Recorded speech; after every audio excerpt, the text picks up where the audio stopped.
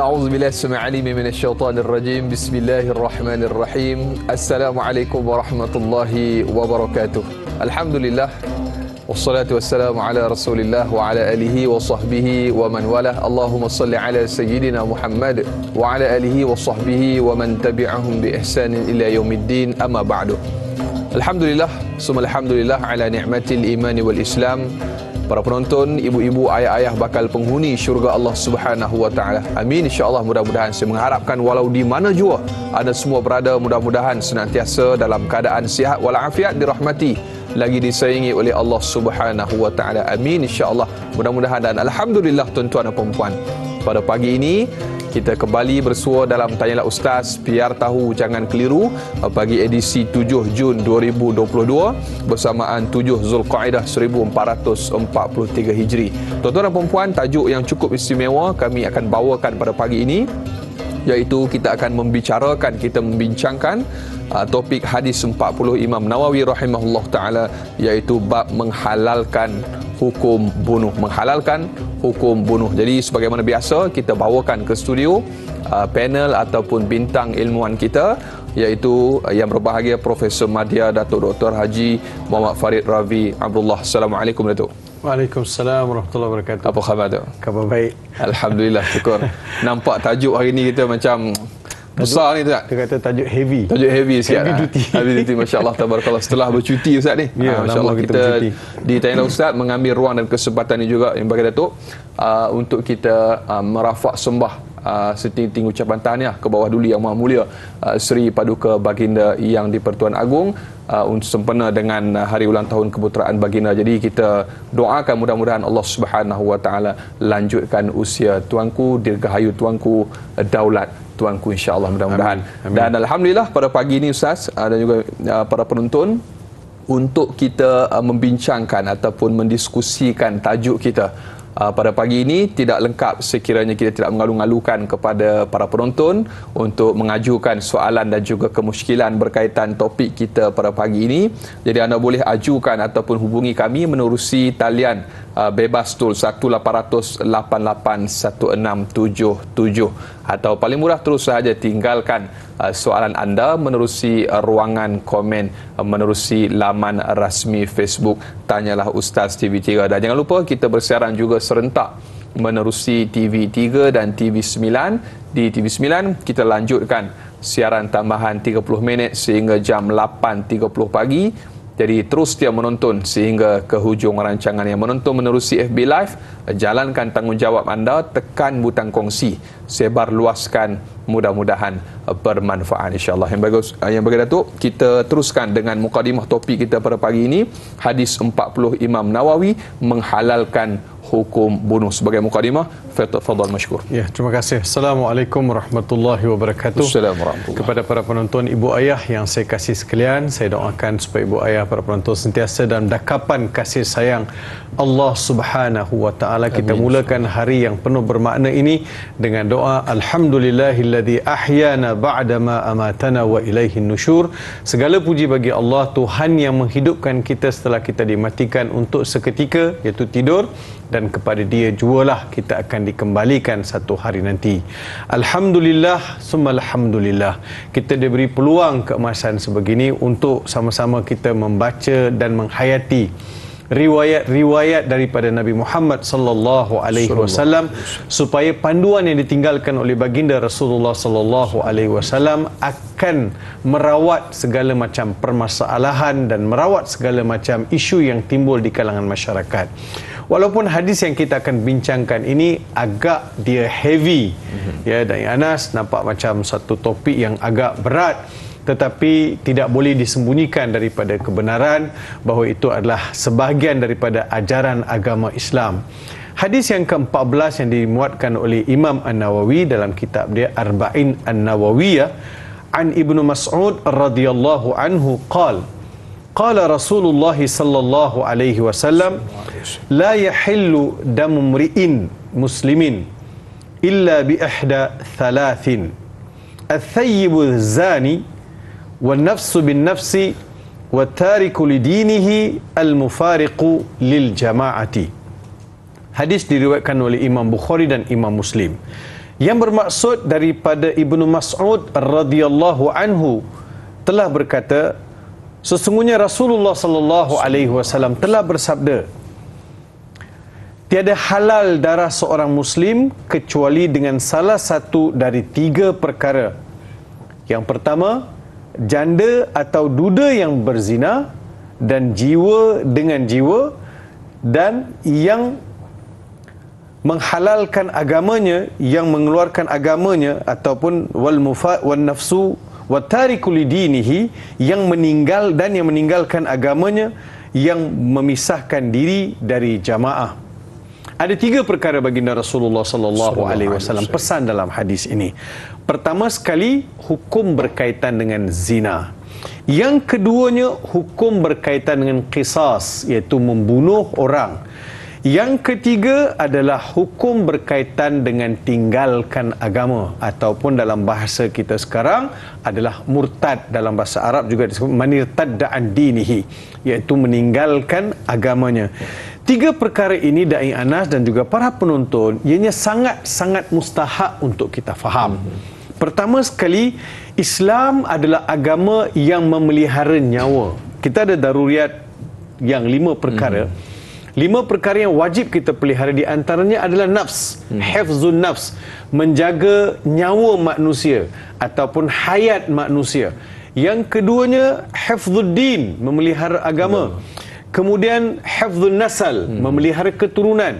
Kalau kita lihat rangkuman 5 perkara yang disebut dalam sebagai ad-daruriyat khamsah ini, yang kewajipan 5 perkara yang harus kita faham, daripada 5 perkara itulah kita melihat ajaran syariat yang merangkumi segenap sudut kehidupan manusia.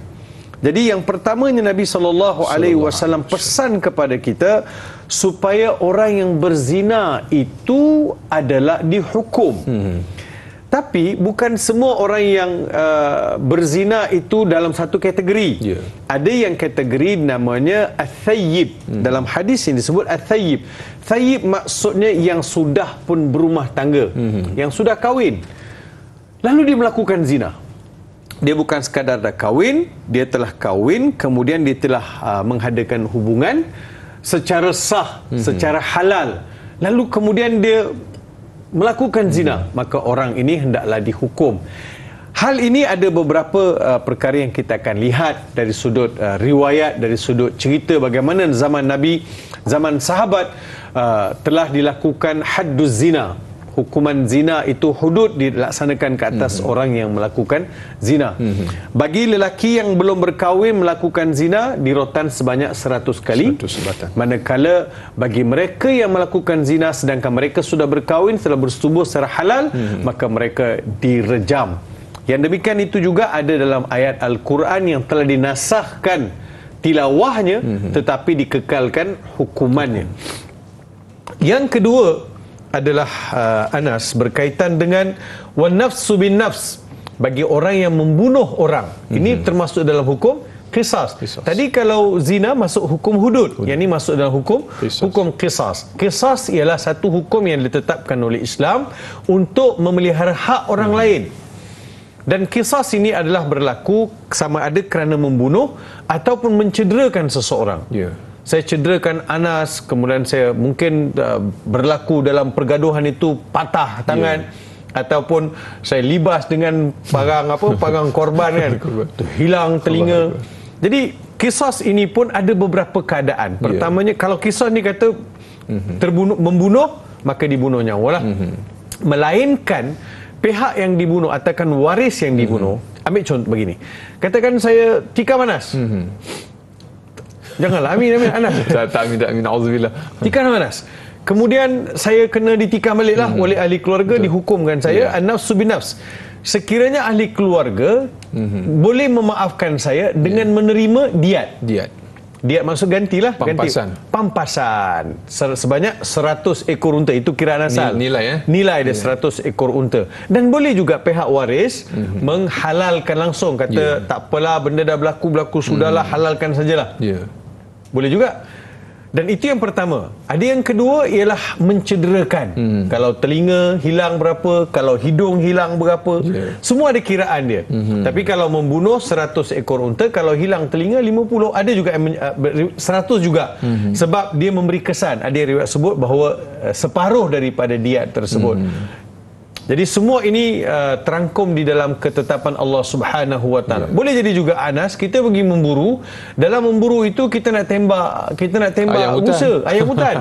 Sekali tertembak kawan yang ada kat ujung situ. Tak sengaja, kan? Tak sengaja. Ini dipanggil qatl ghair amd ataupun khata'an, membunuh secara tersilap. Ini juga termasuk dalam perbahasan yang dibincang. Tapi hadis ini secara direct menyebut bahawa an-nafsu binafs, maksud bunuh. Membunuh itulah mendatangkan hukum, bunuh balik ke atas orang yang telah membunuh. Wa tariku lidinihi al-mufariqu lil jamaah. Yang ketiga adalah bagi mereka yang meninggalkan agama Islam, lebih kepada murtad, kepada murtad. Faman baddala dinahu faqtulu, atau kama qala alaihi salatu wassalam, bagi mereka yang menukar agama. Dia beragama bukan Islam, dia masuk Islam, kemudian dia tinggalkan Islam secara terang-terangan, maka orang itu hukum asalnya adalah membunuh. Tetapi di negara kita menerima beberapa permohonan di mahkamah syariah untuk keluar daripada agama Islam. Ada juga yang pergi propose ke mahkamah sivil. Disebabkan hal ehwal Islam, perkara itu akan dikembalikan ke mahkamah syariah.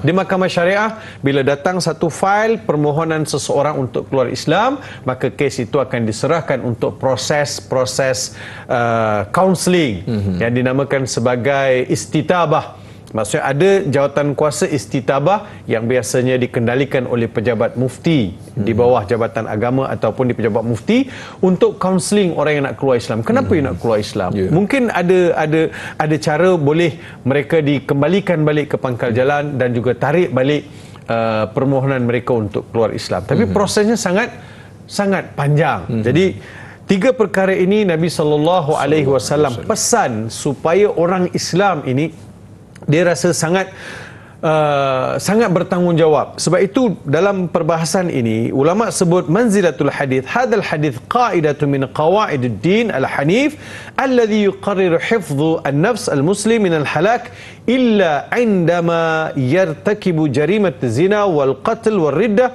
bi uslub radi'in wa zajrin. Yang bermaksud hadis ini adalah terkandung di dalamnya kaedah-kaedah utama yang memelihara agama suci semata-mata untuk memelihara nafsu, memelihara nyawa manusia atau nyawa orang Islam daripada dimusnahkan atau dirosakkan, melainkan apabila seseorang melakukan jarimah. Jarimah itu jenayah. Jenayah zina, jenayah membunuh ataupun jenayah meninggalkan agama Islam.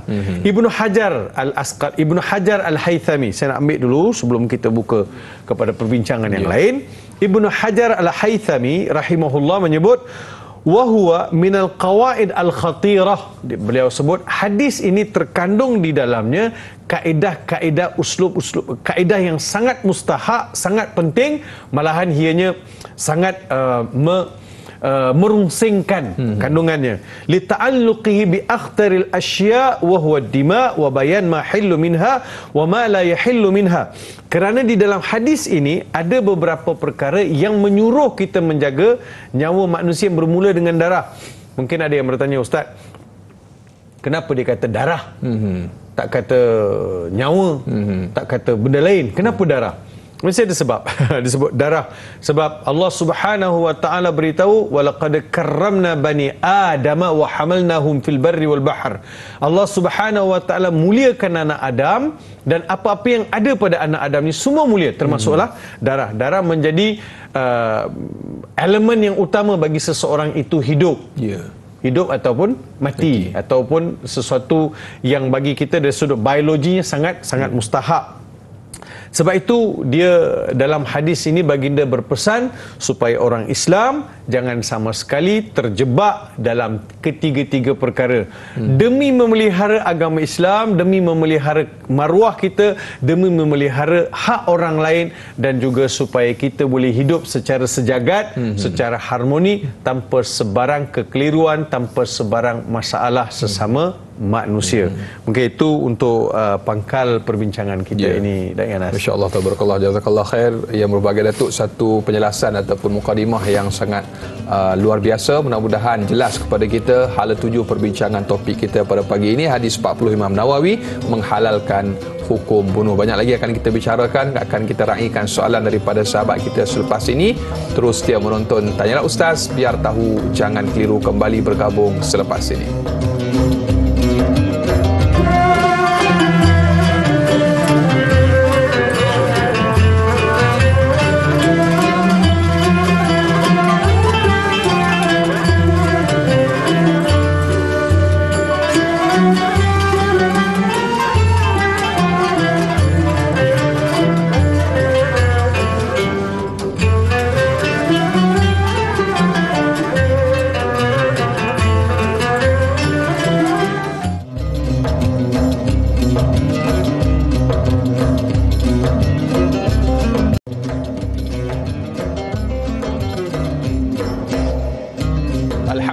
Masih lagi terus setia bersama dengan Tanyalah Ustaz, biar tahu, jangan keliru. Para penonton, ibu-ibu, ayah-ayah bakal penghuni syurga Allah Subhanahu wa taala. Amin, insya-Allah, mudah-mudahan.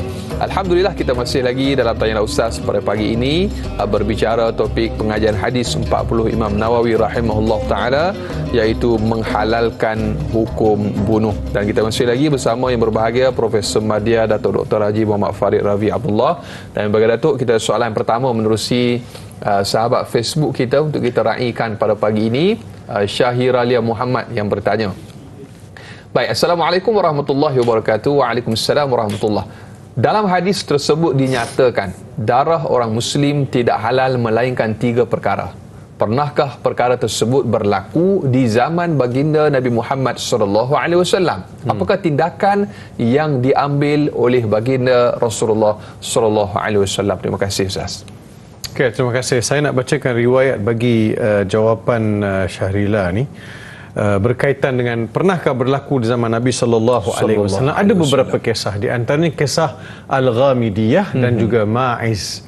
Ma'iz bin Malik adalah kedua-dua mereka sahabat sebab mereka bertemu dan mereka beriman. Tapi mereka melakukan satu perkara yang perlukan kepada hukuman. Sebab itu pertama sekali, Anas, bila mereka melakukan zina, mereka datang jumpa Nabi sallallahu alaihi wasallam buat pengakuan. Baginda cuba mengandaikan bahawa berlaku kesilapan. Baginda cuba beri peluang untuk mereka pulang. Baginda bagi mereka peluang supaya lupakan saja sementara apa yang mereka dakwakan. Baginda lebih kepada memberi peluang untuk mereka bertaubat dan tidak mendedahkan. Sebab itu hukum mendedahkan sesuatu kesalahan yang kita pernah buat, hukumnya haram. You nak pergi cerita saja dekat media, nak buat dekat TikTok, you nak cerita buka aib sendiri, saya ni dulu gini, tak payah cerita. Benda Tuhan dah tutup, you tak payah buka lah. Kenapa you nak buka lagi bila Allah Subhanahu wa taala telah tutup? Diriwayatkan daripada Buraidah radhiyallahu anhu, Ma'iz bin Malik Aslami ata Rasulullah sallallahu alaihi wasallam. Ma'iz bin Malik Al-Aslami telah datang jumpa Nabi sallallahu alaihi wasallam. Faqal, dia berkata, "Ya Rasulullah, inni zalamtu nafsi wa zanait." Wahai Rasulullah, aku telah melakukan satu perbuatan zalim, aku telah menzalimi diri aku dan aku telah melakukan zina. Wa inni uridu an tutahhirani faraddahu. Dia kata, wahai Rasulullah, aku mahu menyucikan diri aku, wahai Rasulullah. Rasulullah kata, pergi balik. Falamma kana minal ghad atahu. Nabi suruh balik, Anas. Mula-mula datang, Rasulullah, aku telah melakukan zina. Nabi kata, pergi balik. Dia buat confession lah, Dia sebut, Nabi kata, pergi balik. Besok dia datang lagi. Falamma kana minal ghad atahu faqala ya Rasul inni zanaitu faraddahu thaniyatan. Nabi suruh balik kali kedua. Masyaallah. Fa'arsala Rasulullah sallallahu alaihi wasallam ila qaumihi. Lihat bagaimana kebijaksanaan Nabi sallallahu alaihi wasallam.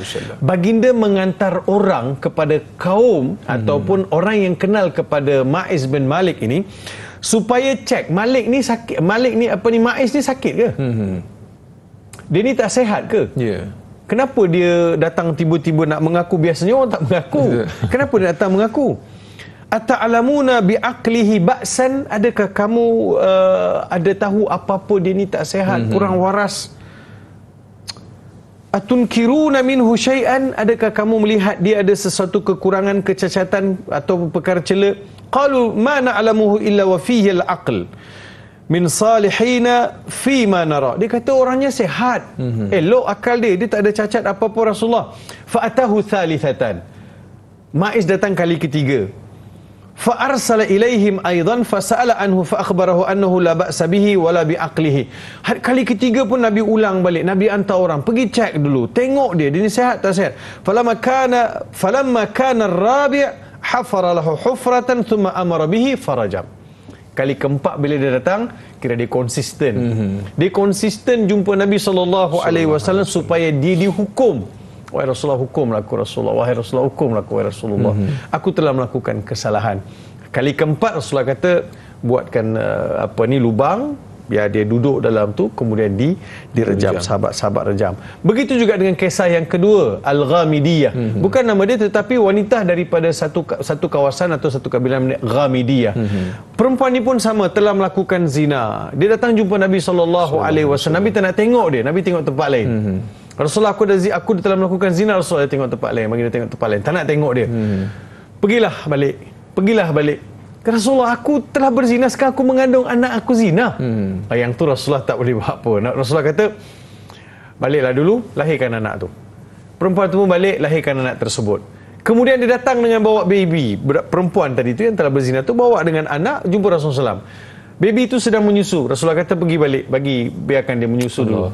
Datang kali ketiga setelah budak itu dah pandai makan sendiri, tidak lagi bergantung kepada susu ibunya. Pada kali itu Rasulullah SAW telah menyuruh sahabat-sahabat merejam dia. Lalu ada satu peristiwa berlaku bila dia direjam. Darah Ghamidiyah ni, dia kan merejam dengan batu kan, sampai mati. Darah Ghamidiyah ni masa rejam tu mercik kena kat Khalid. Sahabat Khalid bin Walid kena dekat dia. Bila kena dekat dia, Khalid mula marah. Apalah punya perempuan macam itulah, darah dia kena kat aku. Rasulullah kata, la tasubbuha. Jangan engkau mencela dia. Sesungguhnya dia telah taubat yang sangat besar, diterima oleh Allah Subhanahu wa taala. Bila dia mati selepas direjam, Rasulullah SAW sendiri menyolatkan Ghamidiyah. Umar bin Al-Khattab pun heran. Umar kata, wahai Rasulullah, solatkan wanita yang telah berzina, dia telah taubat, Tuhan dah terima. Kenapa pula kita tak boleh solatkan dia? Jadi begitulah beberapa peristiwa berlaku di zaman Nabi SAW.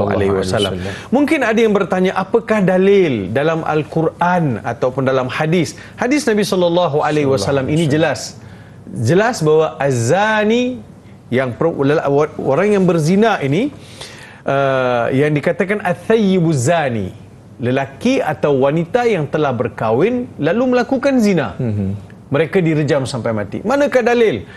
Dalam Al-Quran kita tahu ada ayat Al-Quran yang telah dinasahkan ayat dikekalkan hukum. Asy-syaikhu wasy-syaikhatu idza zanaya farjamuhuma battatan nakalan minallah. Yang bermaksud apabila lelaki yang dah berkahwin, perempuan yang telah berkahwin, asy-syaikhu wasy-syaikhatu. Asy-syaikh maksudnya lelaki yang sudah berkahwin, muhsin, dan juga asy-syaikhatu wanita yang telah berkahwin, dan dia juga adalah wanita yang telah melalui proses kahwin, bersetubuh dengan suami dia. Halal semua telah berlaku, tapi mereka melakukan zina. Asy-syaikh wa asy-syaikhatu idza zanaya farjamuhuma battah. Maksud hendaklah kamu rejam mereka sampai mereka bertemu dengan ajal.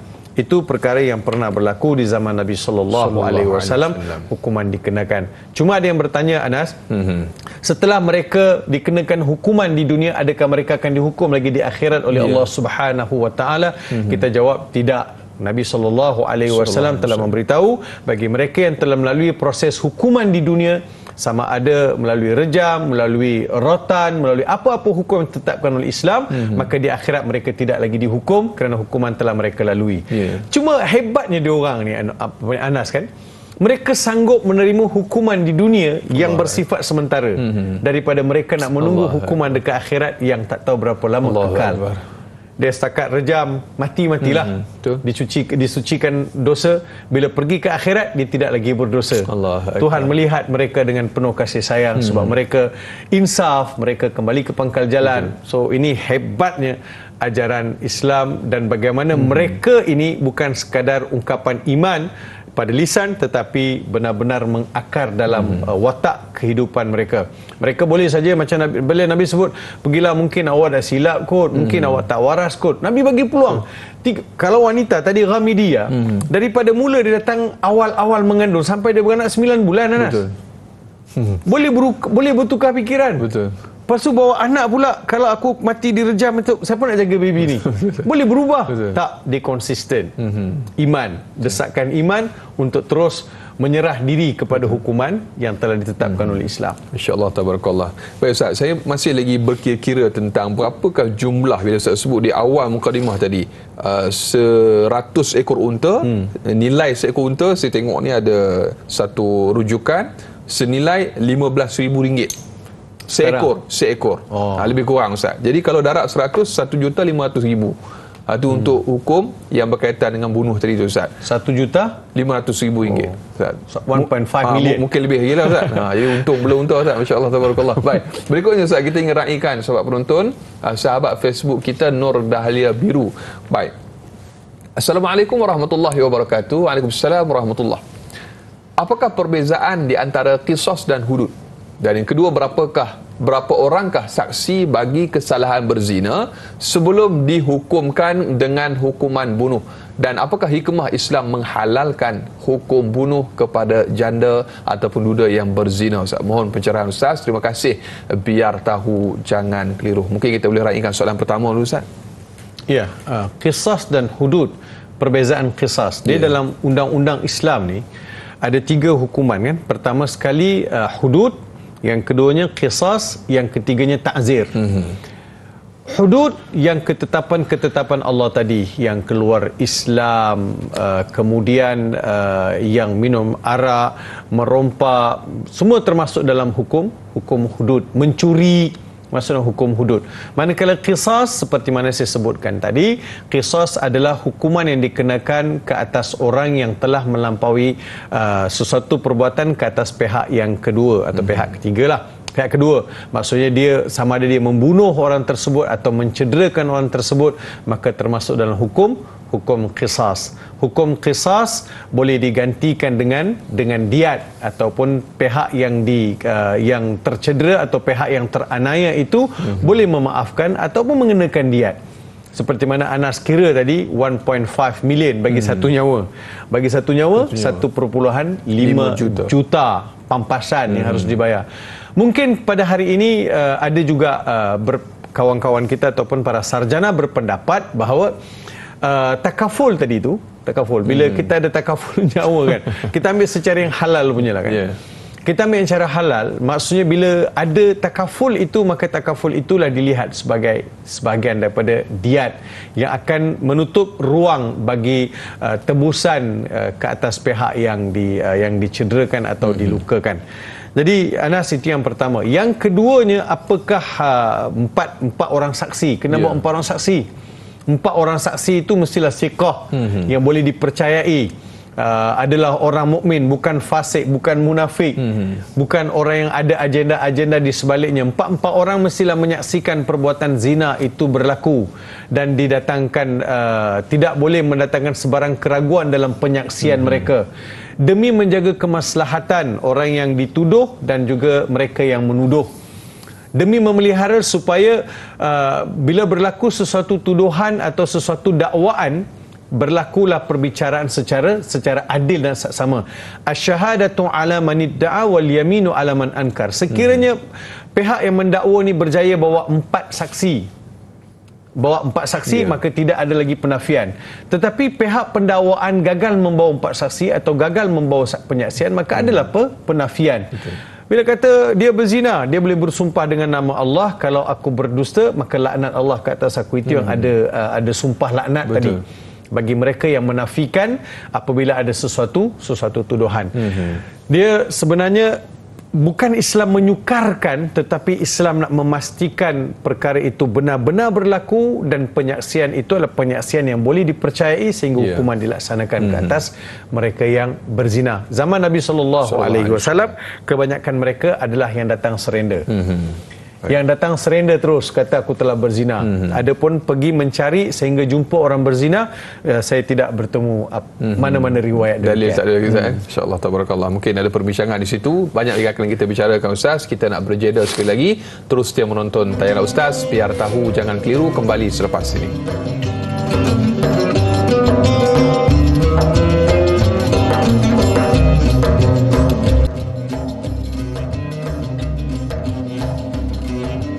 Alhamdulillah, masih lagi terus setia bersama dengan tayangan Ustaz Biar Tahu Jangan Keliru. Para penonton, ibu-ibu, ayah-ayah bakal penghuni syurga Allah Subhanahu wa taala. Amin insya-Allah, mudah-mudahan. Kita masih lagi bersama yang berbahagia Profesor Madya Datuk Dr. Haji Muhammad Farid Ravi Abdullah. Tuan dan puan, kita berbicara topik pada pagi ini iaitu pengajian hadis 40 Imam Nawawi rahimahullah taala menghalalkan hukum bunuh. Terima kasih kepada anda yang telah pun sudi mengajukan soalan, kemusykilan kepada kami berkaitan topik pada pagi ini. Jangan lupa bagi yang menonton menerusi Facebook Live untuk tekan butang kongsi, sebar luaskan, mudah-mudahan bermanfaat insya-Allah. Baik, yang bagi Datuk, kita tengok yang terakhir dari soalan daripada Nur Dahlia Biru bertanya, hikmah Islam menghalalkan hukuman bunuh kepada mereka yang dikategorikan dalam hadis tersebut. Ya, bagi Datuk. Pertama sekali Islam menetapkan hukuman bunuh ke atas wanita dan juga lelaki yang berzina. Tapi dia mesti kategori dia al-thayyib. Thayyib dalam hadis ni diterjemahkan dengan janda. Dia janda ini, thayyib ini dalam bahasa Arab diguna kepada lelaki, diguna pada perempuan.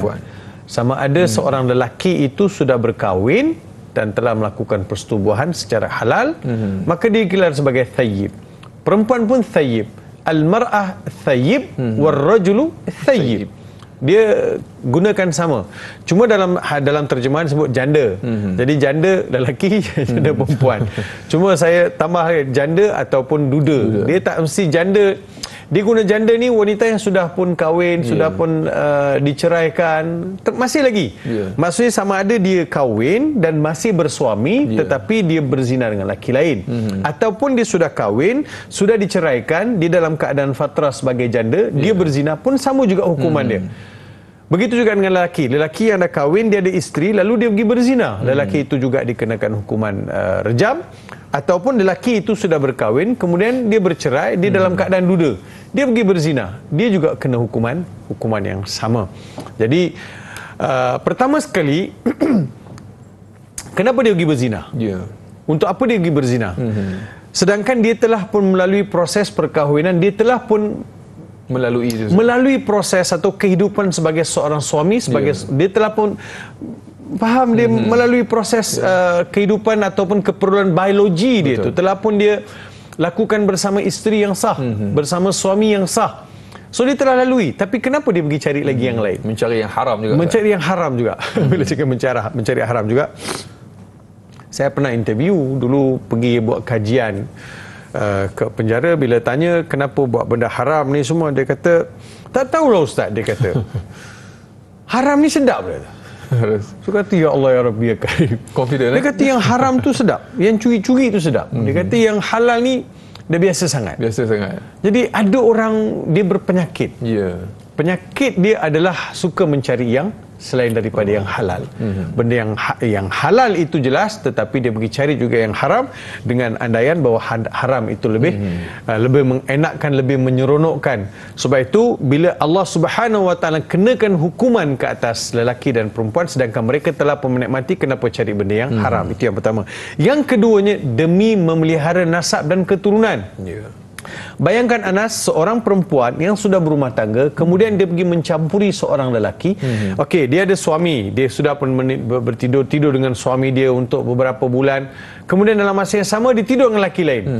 Anak yang bakal lahir itu dia nasabkan pada siapa? Allahu akbar. Rosak nasab. Begitu juga dengan lelaki. Lelaki yang dia ada isteri yang halal, kemudian dia pergi campur dengan perempuan lain.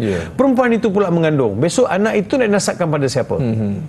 Jadi Islam datang untuk memelihara nasab, keturunan, kesucian diri, aifah. Aish azizan atau mut syahidan. Hidup sebagai insan yang mulia atau mati saja syahid. So kehidupan orang Islam ini kehidupan yang syarat dengan kemuliaan. Ada satu cerita Anas. Ini kawan saya cerita lah, dia ni pernah duduk di US lama.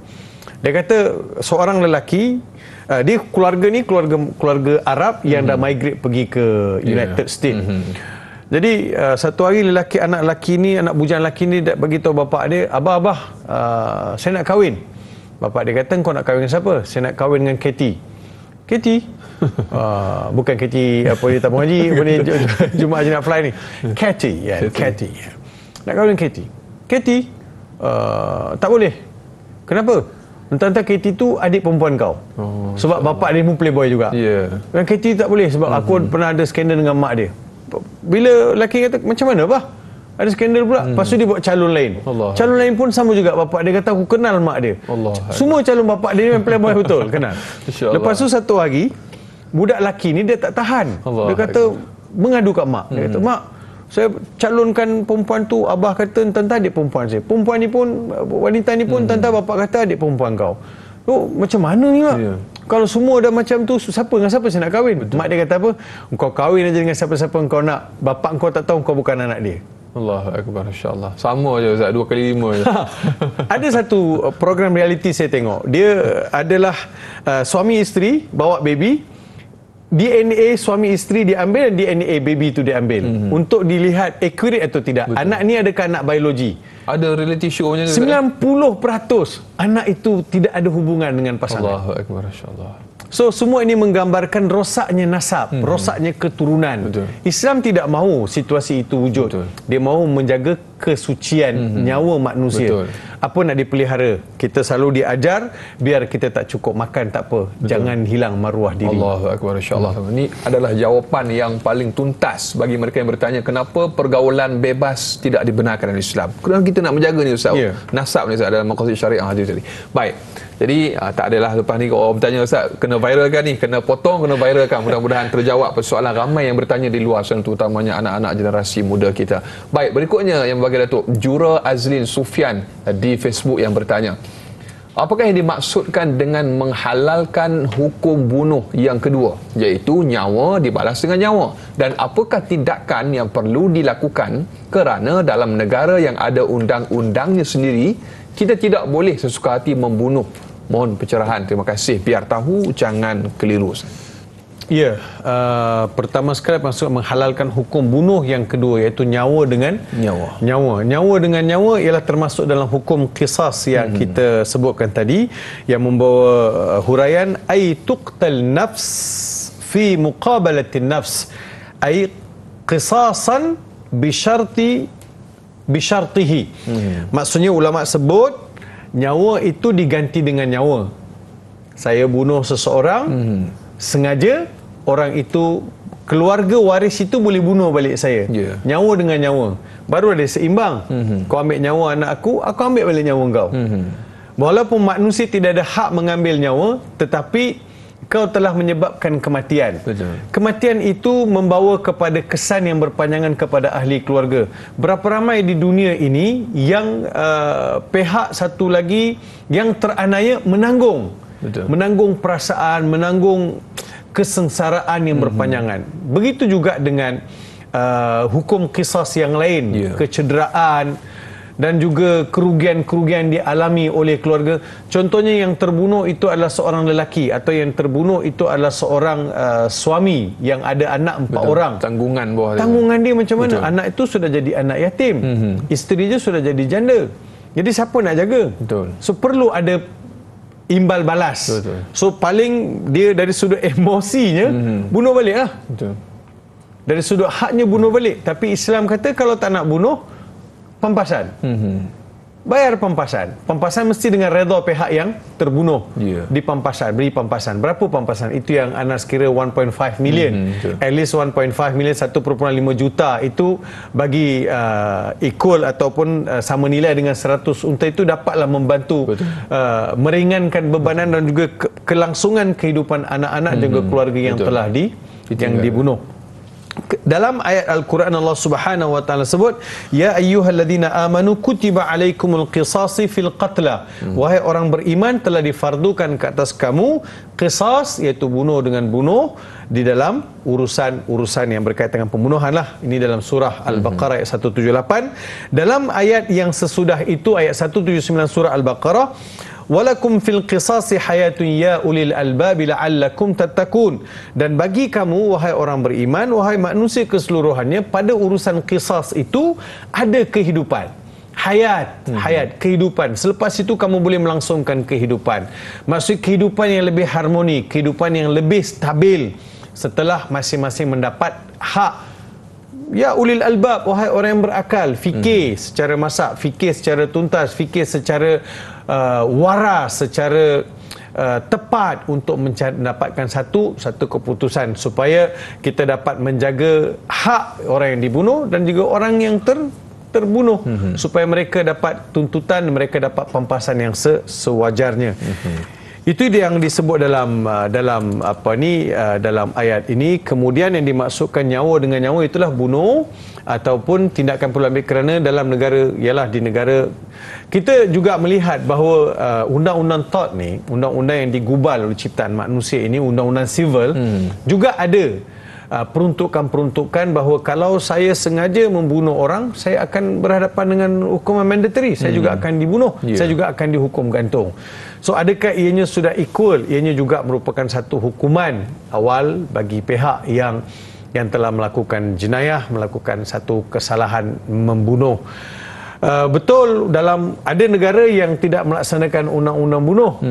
Macam kita lihat walaupun di New Zealand, seorang lelaki yang menembak mati hampir puluhan orang yang tidak bersalah, nyawa manusia, dia tidak dihukum gantung, dia hanya penjara seumur hidup sebab negara itu tidak membenarkan. Betul. Tapi di negara kita, hukuman bunuh, sama ada undang-undang civil atau undang-undang yang dalam undang-undang syariah pun begitu juga, adalah hukumannya hendaklah dibunuh balik. Betul. Dengan mengikut tata cara bicara dan juga pembuktian di mahkamah. Masya-Allah, tabarakallah. Baik, mudah-mudahan terjawab persoalan sahabat kita yang bertanya. Banyak lagi yang berkata tu untuk kita kongsikan kepada sahabat kita. Hadis 40 Imam Nawawi menghalalkan hukum bunuh. Terus setia menonton Tanyalah Ustaz, biar tahu jangan keliru, kembali bergabung selepas ini.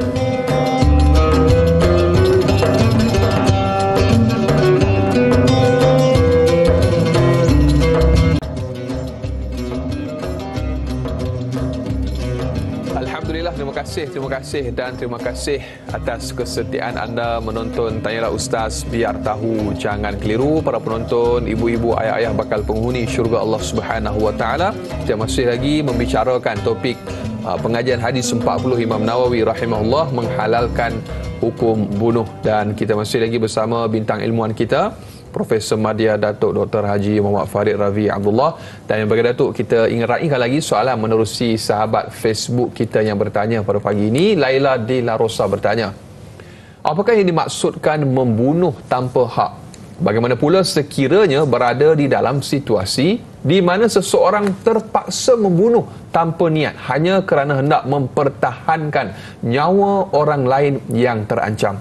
Mohon pencerahan. Terima kasih, biar tahu jangan keliru. Ustaz, kita duduk di rumah, ada penjenayah datang, kita tahu macam mana ilmu jurus karate itu datang, silat, pop, orang tu meninggal, Ustaz. Patah tengkuk dan sebagainya. Kalau kita dalam mempertahankan diri kita ni, dia mati, kan, kita nak protect keluarga kita, dia mati, itu bunuh tanpa sengaja, tanpa niat, dia kata bunuh tanpa niat. Adapun bila orang datang serang, dia pun pergi ambil parang, dia hulur, papa bergaduh, mati. Itu dia bunuh dengan niat. Dengan senjata. Sebab dia memang ada bawa alat dengan tujuan dia nak lawan, kan? Lawan, dalam lawan itu orang tu mati. Berlaku dalam pergelutan tu, Ustaz. Ya. So itu dilihat sebagai bunuh dengan sengaja. Bunuh dengan sengaja.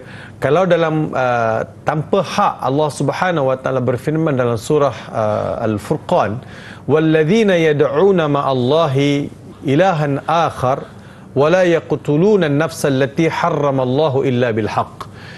Adapun mereka yang digelar sebagai ibadur rahman adalah mereka tidak akan menyeru selain daripada Allah Subhanahu wa taala. Mereka tidak akan menyembah selain Allah Subhanahu wa taala, dan mereka juga tidak akan menganai mana-mana nyawa, apatah lagi membunuhnya.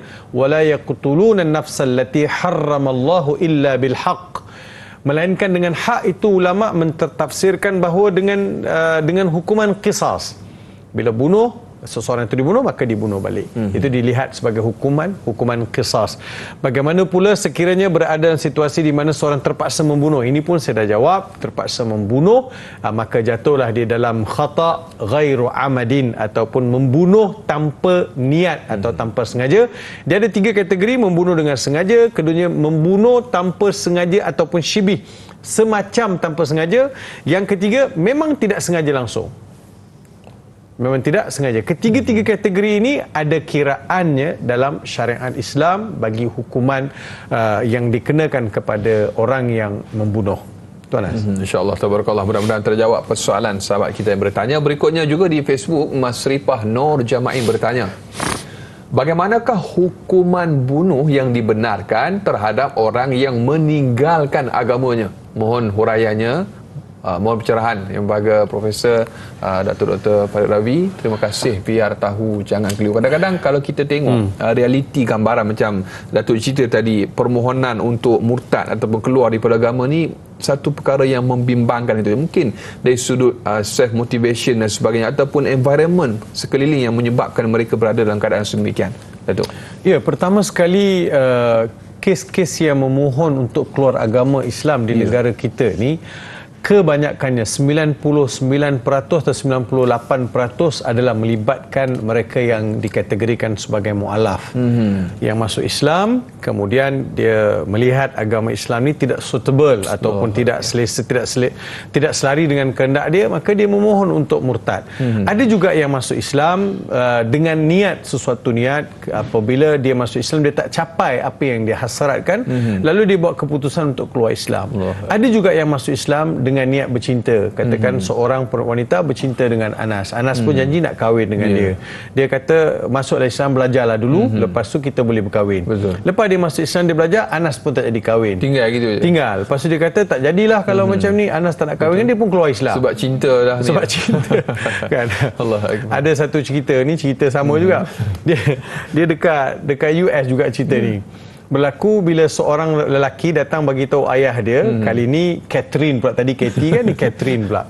Kata ayah, kan orang Arab ramai migrate ni kan. Asimilasi budaya. Dia masuk, bila dia dah berada di US, dia bersama ayah dia, keluarga, dan membesar dengan environment di US ni. Tiba-tiba lelaki ni bila dewasa, dia kata, ayah saya nak kahwin. Dengan siapa? Dengan girlfriend saya lah. Siapa girlfriend kau? Yang selalu saya bawa tu siapa? Si Catherine tu. Ayah saya nak kahwin Catherine. Tak boleh, ayah dia kata. Kenapa? Kerana Catherine tak Islam. Oh, habis kita Islam. Bapa diingatkan balik, kita Islam. Jangan lupa, Islam. Kalau macam tu, macam mana nak buat ayah? Ayah dia kata, kalau kau nak juga kahwin, kalau kau nak kahwin juga dengan Catherine, kau ajaklah Catherine masuk Islam. Okey, kalau macam tu saya akan pujuk Catherine masuk Islam. Dia pun beritahu Catherine, adakah awak betul-betul cintakan saya? Dah macam ayat drama pula. Kan? Catherine kata, iyalah, saya cinta awak sepenuh jiwa. Kalau betul awak cinta saya dan awak nak kahwin dengan saya pun nak kahwin dengan awak. Betul kan? Betul. Apa kata awak masuk Islam? Catherine kata, masuk Islam. Okey, I will consider. Saya boleh masuk Islam, saya tak ada masalah. Tapi saya tak naklah masuk Islam secara ikut-ikut begini. Bagilah saya masa, saya nak belajar dulu. Bawa aku belikan buku-buku yang berkaitan dengan Islam. Jadi lelaki ni pun bawalah Catherine pergi beli buku-buku mengenai Islam, ajaran Islam, apa itu Islam, panduan hidup sebagai Muslim. Dia belikan buku, dia bagi kat Catherine. Catherine bagi tahu dekat lelaki ni, dengan satu syarat, untuk 6 bulan jangan kacau saya. Saya nak belajar betul-betul. After 6 months we will meet again. Kita akan jumpa balik. Okey, lelaki ni pun kata okey, deal. Lelaki ni balik. 6 bulan. 6 bulan. Selepas 6 bulan, lelaki ni pergi jumpa cari Catherine. Ting tong dekat rumah Catherine. Bell lah kan. Ting tong dia tu loceng rumah. Catherine keluar dah pakai tudung. Allah Akbar. Terkejut lelaki ni. Awak dah pakai tudung, awak dah Islam? Ya, saya dah Islam. Awak dah Islam dah? Oh, kalau macam tu, jom kita kahwin. Sudah senang cerita. Jom kita pergi kahwin. Kita uruskan urusan kahwin. Catherine kata, no, I'm really sorry, I cannot marry with you. Aku tak boleh kahwin dengan kau. Why? Catherine, you already promised me want to marry me.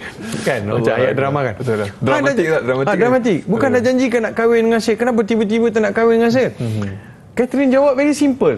According to what I learned from the books, what I read in the books about Islam, showing that you are not good Muslim. Allahu Akbar, insya-Allah.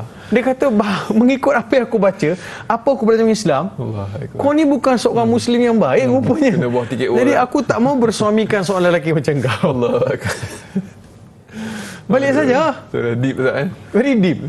So nak beritahu bahawa Islam yang dipelajari itu perlulah sempurna. Sebab itu yang nak memohon masuk keluar Islam ni adalah dari kalangan mu'alaf. Kebanyakannya 98-97 kes adalah golongan mu'alaf. Tapi di jabatan-jabatan mufti, biasa bila kes pergi ke mahkamah akan dikembalikan kes itu kepada pejabat mufti, sebab di pejabat mufti ada unit istitabah atau bahagian unit istitabah. Ada beberapa pakar di situ yang akan beri kaunseling. Anas, percaya atau tidak, daripada 10 orang nak murtad, setelah melalui proses kaunseling, 8 tak jadi murtad. Allahu Akbar. Yang 2 lagi kita akan usahakan lagi. Tapi 8 tak jadi murtad. Ada yang di antaranya kata, terima kasih kerana bagi kami kaunseling. Kalau tak, kami telah mengambil langkah yang salah. Dia hilang arah, Ustaz. Ya. Sebab itu sebelum kita membincangkan hukuman yang dikenakan ke atas orang murtad, kita lihat apa proses yang perlu kita buat untuk kembalikan balik mereka kepada ajaran Islam yang sebenarnya. Di zaman Nabi SAW ada kes murtad, tetapi berjaya baginda Rasulullah SAW juga sahabat memujuk dan juga kembalikan si fulan bin si fulan kepada ajaran Islam. Sebab itu Islam melihat sistem tarbiyah itu lebih diberi keutamaan, Anas, berbanding dengan punishment. Hukuman mesti jadi agenda yang terakhir. Pentarbiahan dan juga mendidik umat itu mesti duduk agenda yang utama. Budi bicara orang kata tu, Masya-Allah, tabarakallah. Macam kita lah kena tahan. Kenapa Encik? Encik tahu tak Encik ada buat salah ni? Tak boleh Encik minta budi bicara Encik. Saya first time buat salah ni. Dia akan tengok. Tak apa lah, lepas ni jangan buat air kata. Maknanya satu educate people, Masya-Allah, tabarakallah. Baik. Bagi pantun dia sikit Ustaz. Boleh Ustaz? Ustaz dah cerita pasal kisah cinta apa semua, nak bagi pantun sikit pasal nyawa dan cinta ni Ustaz. Kalau Ustaz nak beli boleh Ustaz. Baik.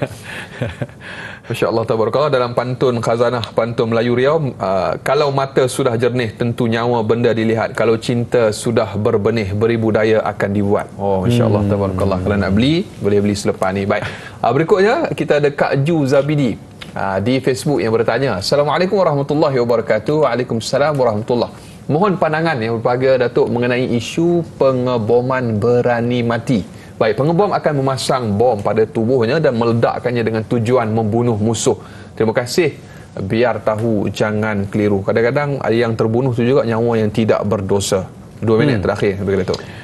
Ya, di dalam Islam mengikut pandangan dan juga jumhur ulama bahawa amalan pengubahan mati adalah haram.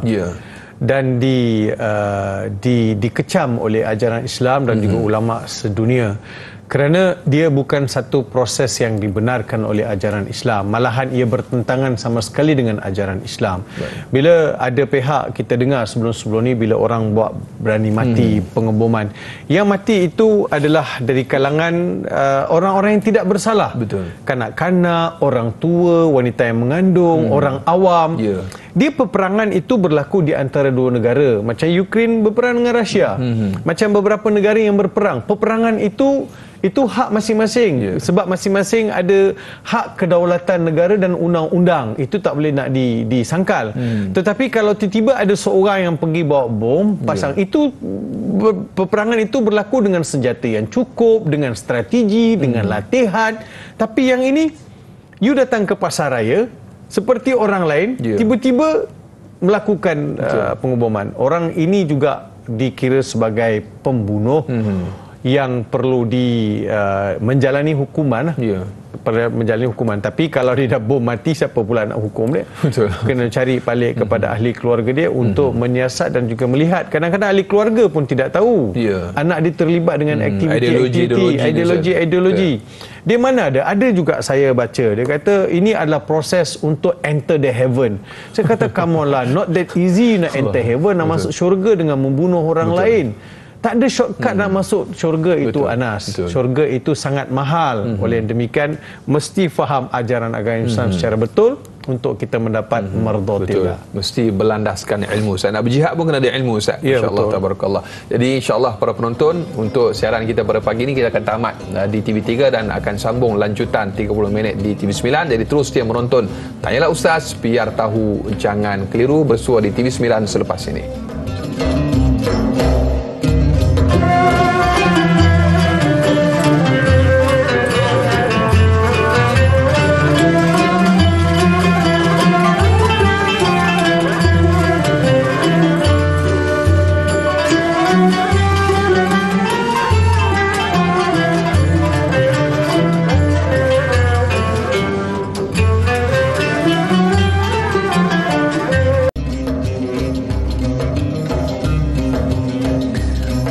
Alhamdulillah, masih lagi terus setia bersama dengan Tanyalah Ustaz, biar tahu jangan keliru. Alhamdulillah, lanjutan 30 minit siaran tambahan di TV9. Para penonton, ibu-ibu, ayah-ayah bakal penghuni syurga Allah Subhanahu wa taala. Amin. Insya-Allah, mudah-mudahan kita masih lagi berbicara topik pada pagi ini, pengajian hadis 40 Imam Nawawi rahimahullah, iaitu menghalalkan hukum bunuh. Dan kita bersama tetamu undangan kita masih lagi yang berbahagia, Profesor Madya Datuk Dr. Haji Muhammad Farid Ravi Amrullah. Dan yang berbahagia Datuk, kita ingin raikan lagi soalan menerusi sahabat kita. Tapi sebelum tu mungkin sedikit respon Datuk tentang konsep jihad. Tadi kita dah bicarakan sedikit tentang ada orang yang pasang bom di badan dia, letupkan diri dan sebagainya, mengakibatkan ada nyawa yang tak berdosa juga turut menjadi mangsa. Konsep jihad dalam Islam. Terima kasih Dayana. Saya seperti mana saya maklumkan sebentar tadi bahawa satu dunia termasuk ulama-ulama Islam dan juga seluruh masyarakat mengecam, apatah lagi bila ulama dalam Islam mengecam perbuatan mengebom diri. Ini bukan satu laluan untuk meraih keredaan Allah Subhanahu wa taala. Malahan Allah tidak meredha manusia yang seumpama ini. Betul pembunuhan berlaku di sana dan di sini, pertelingkahan dan juga pergaduhan, perbuatan sempadan dan juga peperangan konflik berlaku.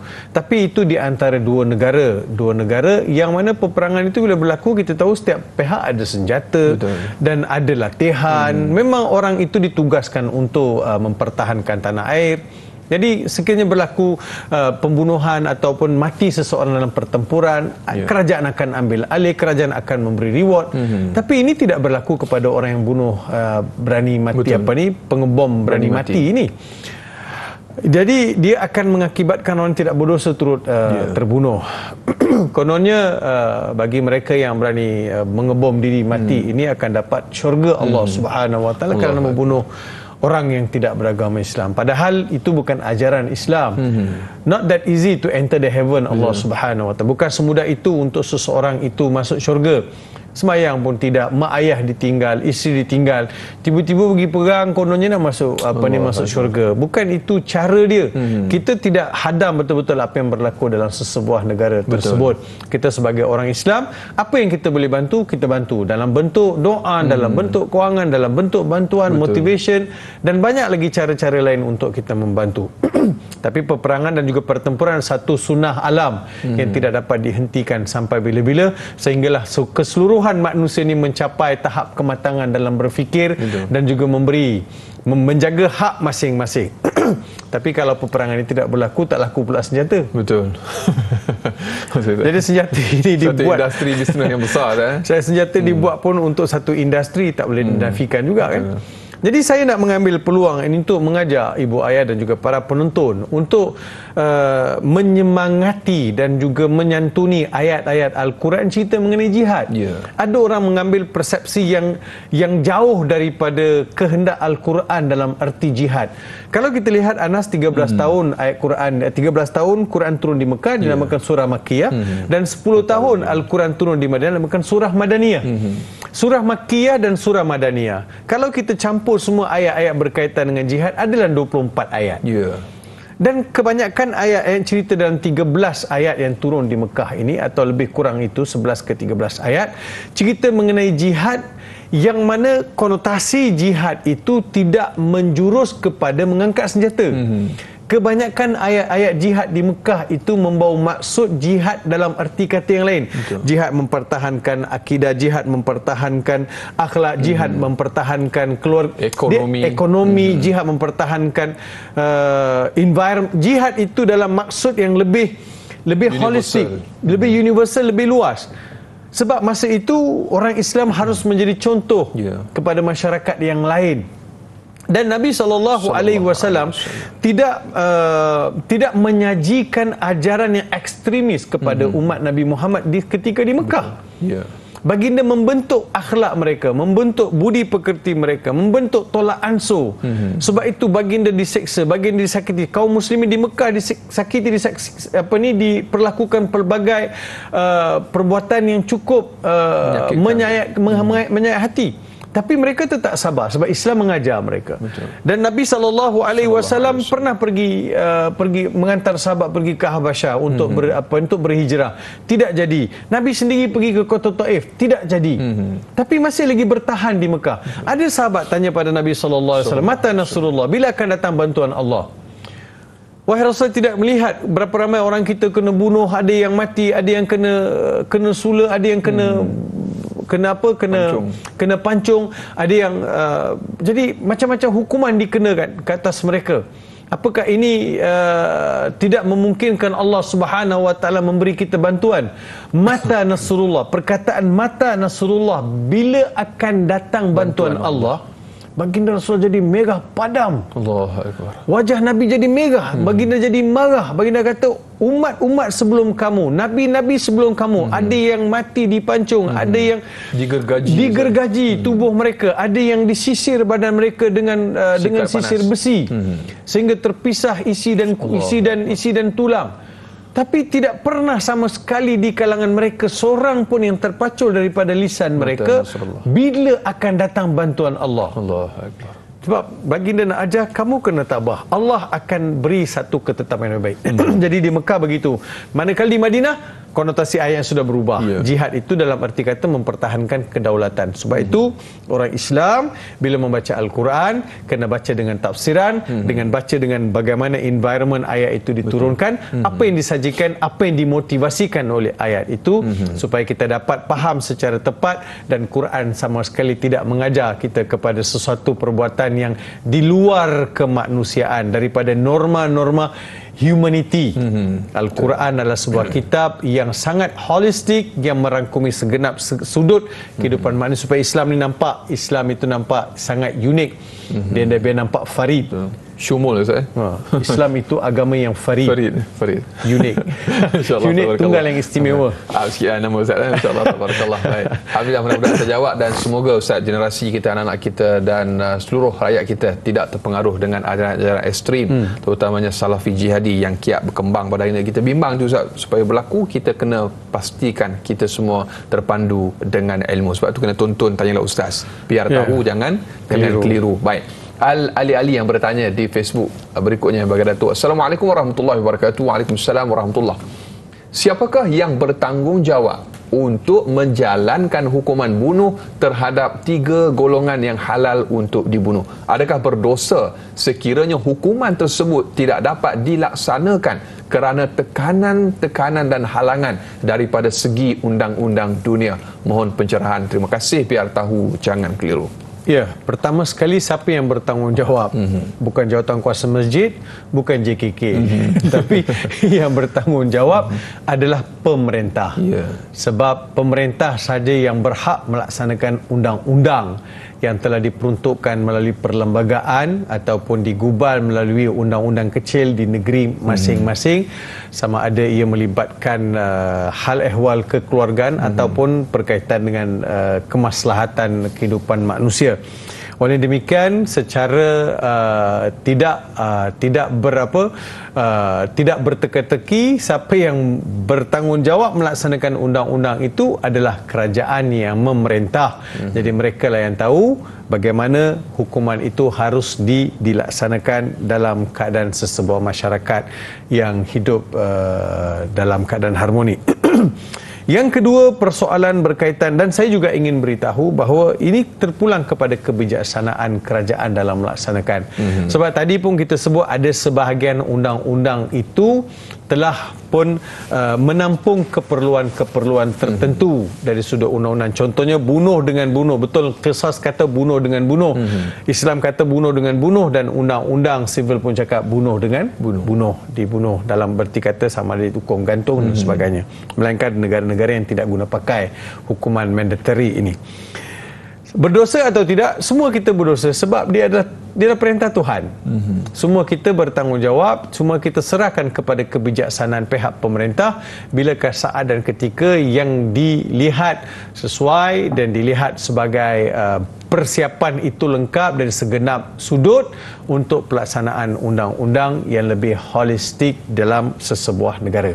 InsyaAllah, tabarakallah, mudah-mudahan terjawab persoalan sahabat kita bertanya, dan mudah-mudahan kita diberikan kekuatan oleh Allah Subhanahu Wa Taala untuk kita melaksanakan undang-undang yang telah pun termaktub di dalam Al-Quranul Karim. InsyaAllah, mudah-mudahan. Dan yang bagi Datuk dan juga para penonton, banyak lagi akan kita bicarakan. Terus setia menonton Tanyalah Ustaz, biar tahu jangan keliru, kembali bergabung selepas ini.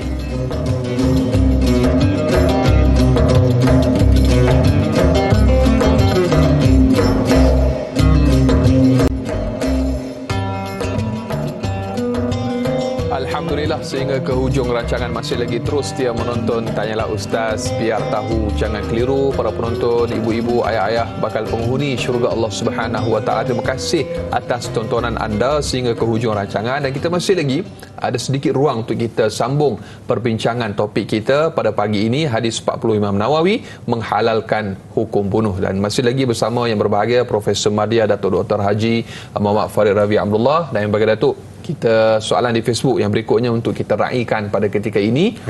Rosdin Samah yang bertanya, Assalamualaikum warahmatullahi wabarakatuh. Waalaikumsalam warahmatullahi.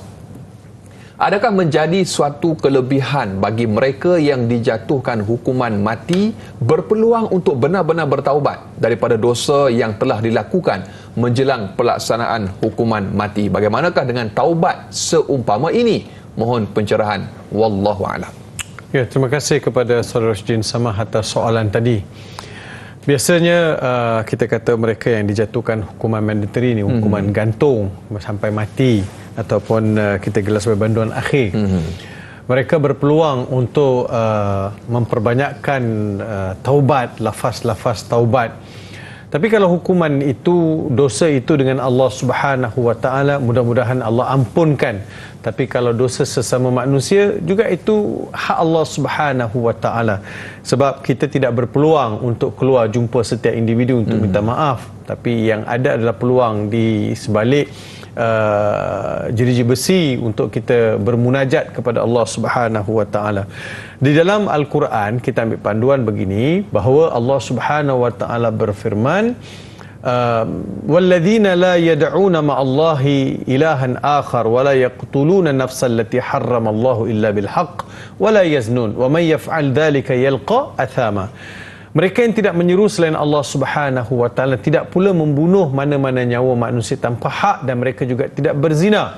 Wa may yaf'al dhalika yalqa athama. Sesiapa yang melakukan perbuatan-perbuatan demikian, menyeru selain Allah, membunuh tanpa hak, berzina, mereka itu telah melakukan dosa yang besar. Yudha'af lahul azab yaumal qiyamati wa yakhlud fihi muhana. Hukuman asal ialah mereka akan dihumban ke dalam api neraka dan dilipat gandakan seksaan bagi mereka dan diberi penghinaan sehina-hinanya mereka dalam api neraka. Allah. Illa Anas, Allah ni Tuhan Maha Pengasih, Maha Penyayang. Datang illa di situ istisna.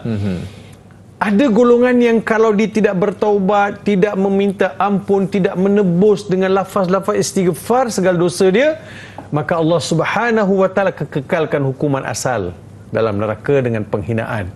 Sekiranya di sebalik itu dia bangkit daripada kesalahan, dia insaf, dia beristighfar, dia memohon ampun, dia melafazkan istighfar, lalu Allah Subhanahu Wa Taala, illa man taba wa amana wa amila amalan salihan faulaika yubaddilullahu sayyiatihim hasanat wa kana Allahu ghafurar rahima. Illa man taba. Apa makna taba? Taubat. Taubat maksudnya raja'ah, dia kembali. Insaf. Illa man taba wa amana wa amila, beriman. Dulu dia tak takut dengan siksaan Allah, dia tak takut dengan azab, dia tak takut dengan akhirat, dia beriman. Benar ya Allah ada akhirat, aku insaf. Taba wa amana wa amila amalan salihah, disusuli dengan amal soleh. Kan, itba' sayyiat al-hasanat tamhuha, atau kama qala alaihi salatu wassalam. Turutilah sesuatu kejahatan itu dengan kebaikan, nescaya kebaikan itu dapat memadam yang salah tadi. Faulaika yubaddilullahu sayyiatihim hasanat, lalu Allah tukarkan dosa-dosa kesalahan mereka itu dengan hasanat. Hasanat itu dalam Al-Quran membawa maksud keredaan dan membawa maksud juga syurga Allah Subhanahu wa taala. Wa kana Allahu ghafurar rahima, adalah Tuhan itu Tuhan Maha Pengampun, Maha Mengasihani. Saya tidak ada modal lain untuk saya bekalkan untuk soalan ini, melainkan saya melihat kasih sayang dan keampunan Allah Subhanahu wa taala mengatasi segala sesuatu, sebab keampunan Tuhan tiada batasannya, lebih luas daripada dunia dan seisinya. Kalau Tuhan ampun siapa-siapa saja, Allah boleh ampunkan mereka daripada dosa. Mudah-mudahan Allah terima dosa-dosa kita. Semoga Allah terima taubat terhadap dosa-dosa kita. Setiap kita buat dosa, Anas. Kullu ibnu Adam khata'un wa khairul khata'ina tawwabun. Setiap anak Adam melakukan kesalahan, tapi sebaik-baik anak Adam yang melakukan kesalahan adalah mahu bersegera bertaubat. Allahu akbar. Ada satu penyakit juga Ustaz, tak merasa bersalah bila buat dosa, kemudian berterusan buat dosa, kemudian ajak orang lain pula buat dosa. Ini satu penyakit yang perlu kita ubati Ustaz. Sebab itu dia sebut dalam kata-kata masalah, the bad habit never die. Allahu akbar. Never die Ustaz. Never die. Perlu dirawat Ustaz. Baik. Last question Ustaz. Actually. Baik. Anak saya macam sejak pakai blazer baru, dia dapat nafas baru Ustaz. Ini saya confuse ni, tanyalah ustaz ke ataupun bicara ekonomi. Bicara ekonomi Ustaz. Baik, actually Ustaz, kita ada soalan terakhir. Baik, Intan Zurina Abdul Razak. Itu kita akan bicarakan kemudian bab tu. Baik. Berikutnya soalan terakhir Ustaz, adakah fatwa kerajaan Iran yang membenarkan pembunuhan ke atas penulis buku The Satanic Verses merupakan contoh bagi darah yang halal bagi mereka yang memisahkan diri daripada jemaah? Terima kasih atas pencerahan yang bagi Datuk. Ini soalannya. Ya, pertama sekali saya sendiri tak pernah baca buku The Satanic Verses ni. Dia nak beritahu ayat-ayat syaitan lah. Satanic ni syaitan.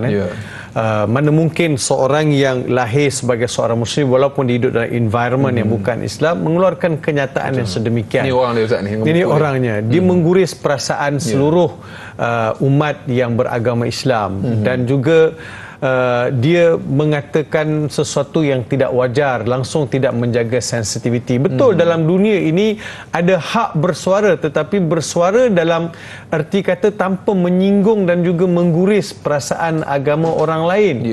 Tidak mungkin seorang Muslim tampil untuk menyatakan sesuatu yang tidak baik mengenai Bible, mengenai Old Testament ataupun New Testament. Sebab kita disuruh jangan mencela, jangan mengutuk, jangan menyatakan sesuatu perkara yang kita tidak tahu.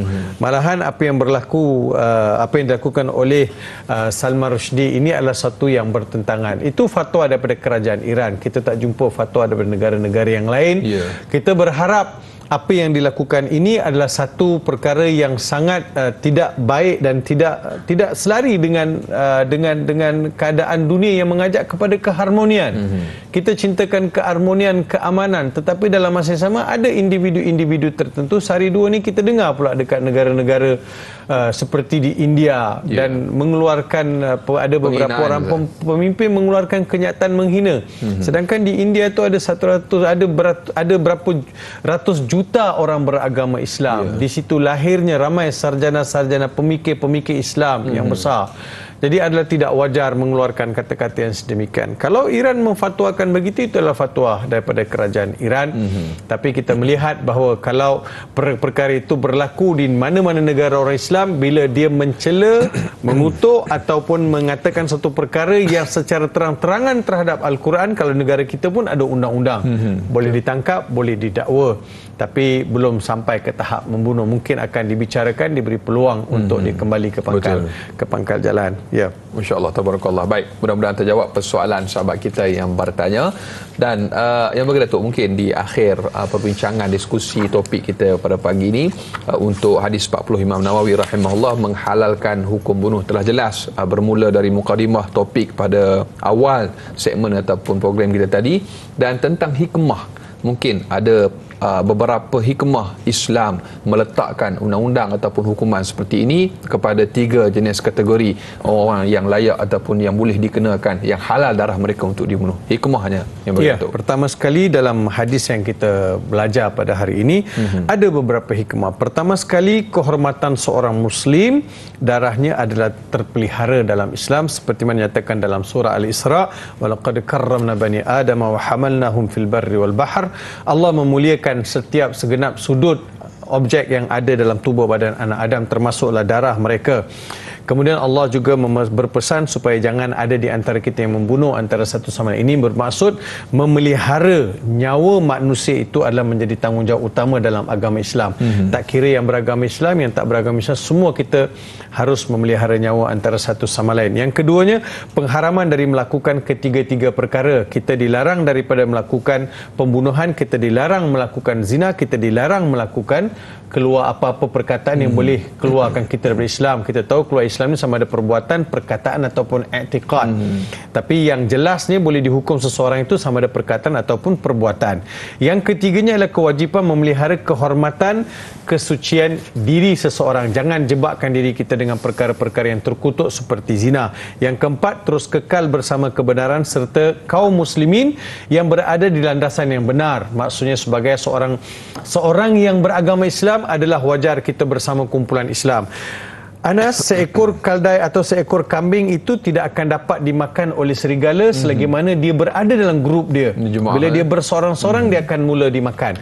Jadi ini bermaksud kalau kita ada kekeliruan dalam Islam, kita jom masuk dalam kumpulan orang Islam. Kalau ada benda yang tak clear, tak payahlah mohon keluar Islam. Pergi dulu ke masjid, jumpa pejabat agama, cari kaunseling, cari kawan dengan Anas, kawan dengan Farid Rawi. Kita bincang, apa yang keliru kita clearkan. Islam ini terang lagi bersuluh, tidak ada satu pun yang ada hidden agenda dalam Islam. Itu yang keempat. Yang kelima, kewajipan orang Islam memelihara tunjang agama, iaitu rukun dan juga sendi agama Islam. Agama-agama ke-Islam ini kemuliaannya dan keturunan serta darah orang Islam sentiasa dapat dipelihara. Mudah-mudahan hadis ini menyajikan kita satu sumber inspirasi untuk terus kekal hidup sebagai seorang Muslim yang baik. Mudah-mudahan. Dan demikian yang dapat kita kongsikan untuk topik kita pada pagi ini. Terima kasih atas tontonan anda para penonton, dan sebagai pelantinakan yang bagi Datuk, setelah kita kurang lebih 2 jam kita berbicara topik pengajian hadis 40 Imam Nawawi rahimahullah menghalalkan hukum bunuh, mungkin sebagai rumusan dan juga kesimpulan akhir. Ya, kita sebagai orang Islam melihat ajaran Nabi Muhammad SAW adalah ajaran untuk mengekalkan kita hidup dalam keadaan sebagai seorang Muslim, sebagai satu komuniti Muslim yang membawa norma-norma panji-panji keamanan, kedamaian dan juga kemakmuran. Orang Islam mesti mendominasi watak-watak yang baik dengan memelihara jiwa, dengan memelihara kehormatan dan juga menghormati orang lain, hak orang lain, serta tidak melakukan perkara-perkara yang boleh merosakkan akidah, kerana ianya adalah tunjang utama bagi kita bertemu dengan Allah Subhanahu Wa Taala. Rosak akidah, rosaklah yang lain. Sebab itu Islam suruh kita jaga segenap segi ajaran Islam dalam kehidupan seharian. Orang Jawa pulang ke Jawa, kisi-kisi tiang bersambung. Bukan mudah membuang nyawa, nyawa tak boleh diubah sambung. Terima kasih diucapkan kepada Fadil Ustaz atas perkongsian pada pagi ini, dan kita minta tutup dengan sedikit doa. Mudah-mudahan Allah Ta'ala memberkati kita insya-Allah. Bismillahirrahmanirrahim. Alhamdulillahirabbil alamin, wassalatu wassalamu ala asyrafil anbiya'i wal mursalin sayyidina Muhammad wa ala alihi wa sahbihi ajma'in. Allahumma rabbana taqabbal minna du'aana innaka antas sami'un alim wa tub alaina ya maulana innaka antat tawwabur rahim. Ya Allah ya Rahman ya Rahim, di penghujung rancangan Tanyalah Ustaz ini, ya Allah, setelah kami berbicara mengenai pesanan dan wasiat Nabi Muhammad sallallahu alaihi wasallam, kami menadah kedua tangan kami ke hadrat-Mu ya Allah, mohon limpah kurnia hidayah dan taufik taufik daripadamu ya Allah. Bimbinglah kami ya Allah, pandulah kami ya Allah, bawalah kami ke jalan yang lurus. Ya Allah ya Rahman ya Rahim, mudah-mudahan apa yang kami belajar hari ini akan kekal dalam kehidupan kami, menjadikan kami lebih baik dalam erti kata melaksanakan ajaran-ajaran-Mu ya Allah. Jauhkanlah kami dan juga anak cucu kami, generasi kami daripada dosa zina. Jauhkanlah kami dan anak cucu kami dari dosa membunuh. Jauhkanlah kami dan juga anak cucu kami, sanak saudara kami daripada dosa keluar daripada agama Islam. Ya Allah, jadikanlah Islam agama yang mengakar umbi dalam hati perut kami ya Allah, supaya kami menjadi seorang muslim yang baik. Rabbana atina fid dunya hasanah wa fil akhirati hasanatan wa qina adzaban nar. Wa sallallahu ala sayidina Muhammad wa ala alihi wa sahbihi baraka wa sallam. Subhana rabbika rabbil izzati amma yasifun wa salamun alal mursalin walhamdulillahi rabbil alamin. Amin amin ya rabbal alamin. Alhamdulillah. Jazakallah khair sekali lagi diucapkan kepada Profesor Madia Datuk Dr. Haji Muhammad Farid Rabi Abdullah. Semoga Allah Subhanahu Wa Taala memberikan kekuatan, semangat, memberikan kesihatan yang baik, dan mudah-mudahan ditambahkan ilmu pengetahuan untuk terus membimbing kita menerusi terutamanya segmen Tanyalah Ustaz TV3 dan juga TV9. Para penonton, jangan ke mana-mana. Pada esok hari jam dan juga waktu yang sama, Tanyalah Ustaz akan kembali dengan tajuk fiqh pelaburan halal, fiqh pelaburan halal. Ini tajuk tentang investment ni. Baik, moderatornya sahabat saya Da'i Hilman dan juga panel yang berbahagia Ustaz Dr. Zaharuddin Abdul Rahman. Jam dan juga waktu yang sama. Tonton dan juga sebar luaskan Tanyalah Ustaz, biar tahu, jangan keliru. Para penonton, jangan mencari yang sempurna. Sempurnakanlah apa yang ada, tidak ada yang sempurna melainkan Allah Subhanahu Wa Taala. Sampai berjumpa lagi. Assalamualaikum warahmatullahi wabarakatuh.